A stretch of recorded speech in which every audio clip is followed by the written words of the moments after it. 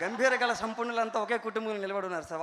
ఆ మాటల ముందు నాదంతా మీ రాతలు నెరజానలు, మీరు మీరు కోన, మీ రాత నెరజాన, ఈ కూసేది ఏంది కోన, ఏమన్నా ఎక్కువ తక్కువ అవుతాయి కాబట్టి కాస్త మన్నించాలి ముందస్తుగా, పదాలు దొర్లుతాయి, కంగారు పుడుతుంటుంది.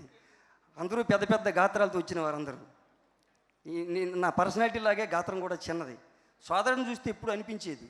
మొన్న ఒకసారి మాటల సందర్భంలో ఆ మాట అప్రయత్నంగా వచ్చేసింది. సభ ఏదైనా మన ఇంటి పండగ కాబట్టి పంచుకోవచ్చును.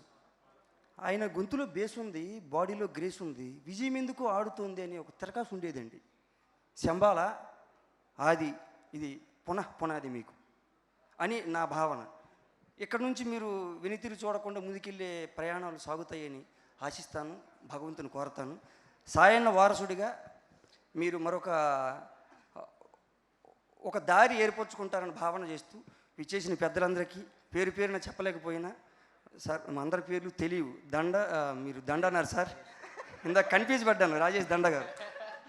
ఇక్కడ అంతా సార్ మొత్తం అంతా హైందవ సామ్రాజ్యం ఉన్న శబ్దాలే వినిపిస్తున్నాయి సార్ అందరినీ. రాములు వారికి ఒక దండ అన్నట్టు, అదేందో వింతగా ఇక్కడ ఇది ఎలా అయితే శంబల నగరం విచిత్రంగా ఉంటుంది అంటారో మా పరిస్థితి అలాగే ఉంది. ఇక్కడ ఉన్న పేర్లన్నీ అంతే విచిత్రంగా ఉన్నాయి. యుగంధర ముని గారు, ఆయన కూడా యోగి. అదేందో కన్ఫ్యూజ్లో కూర్చొని అక్కడ దాక్కుంటే మీరు దుర్బినేసి పెట్టినట్టు ఇక్కడ లాగారండి. ఇది అన్యాయం. మాకు మాటలు రావు, భయపడుతూ ఉంటాం. ఏదేమైనా ఈ అందమైన వేడుకల్లో కలవలేకపోవడం అని సమయాలు జరుగుతూ ఉంటాయి. నేను దేనికి రాలేకపోయినాను, ఈ వేళలో వచ్చి కలిశాను. ఎందుకంటే అన్న,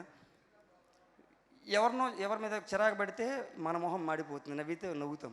ఇలా ఎంతమంది నవ్వుతూ ఉంటారు కదా, నేను తిరిగి రాలేకపోయినాను కదా, కనీసం మీ నవ్వేలా నవ్వుతుంటే ఇన్ని వెలుగులు, ఏదో ఒక వెలుగు పట్టుకుని ఇంటికి వెళ్ళనా అనే ఉద్దేశంతో ఇక్కడ రావడం జరిగిందన్న. Thank you.